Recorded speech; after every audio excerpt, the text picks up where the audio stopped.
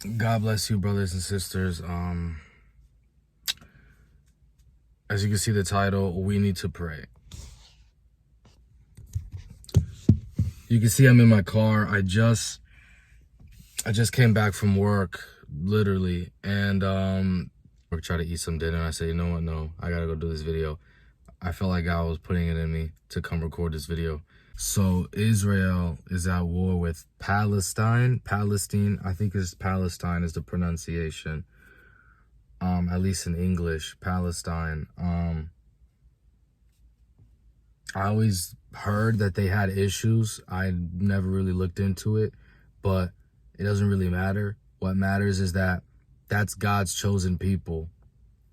If you read the Bible, God chose Abraham. God chose the descendants of Abraham.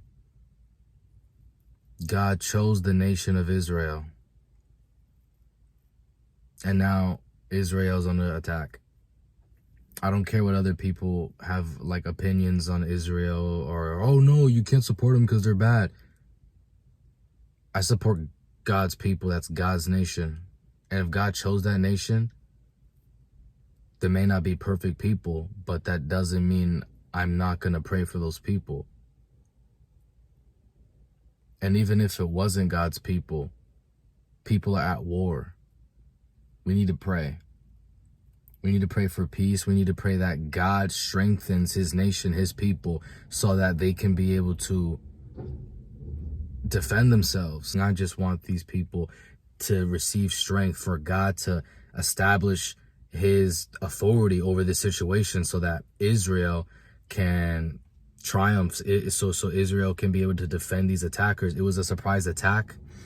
There was no warning. They just attacked Gaza, I think is what I read. But this is a very short message. We need to pray for Israel. We need to pray as a nation. As a people. I feel like this really shouldn't, and I don't know why I feel the need to say this, but I'm going to say it. It shouldn't really take something so drastic to get us united to pray. I just felt the need to say that now. I don't know why, but maybe God's putting it in me. But seriously, we shouldn't have to see that God's nation, God's people are under attack, and all of a sudden now we need to do something. Like, we should have been praying for Israel from the start. We should have been praying for Israel.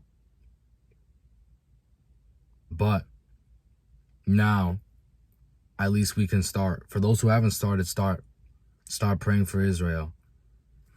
And not just Israel. Pray for Russia and Ukraine are still going at it.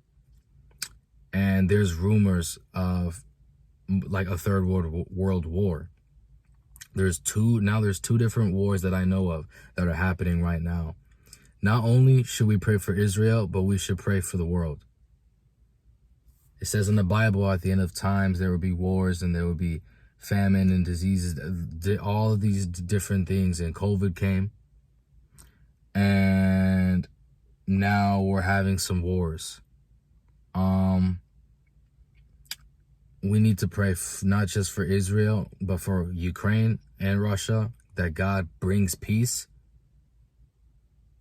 That God takes someone out of power, whoever needs to be taken out.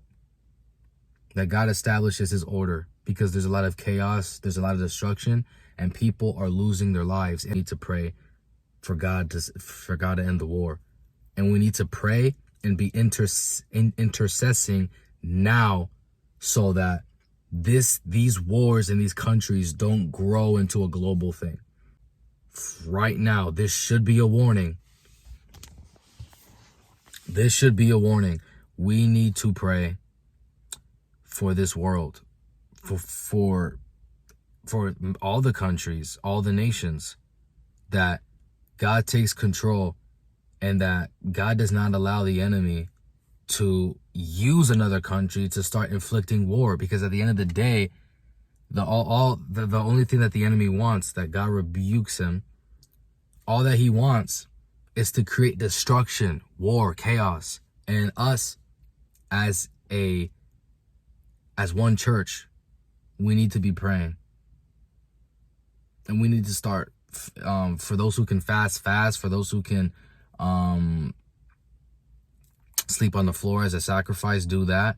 But we need to start lifting our voices. We need to start lifting our voices as one, so that God can hear us, so God can hear his people, and so that God can move and he can establish his supreme authority over these countries right now. That's all I have to say.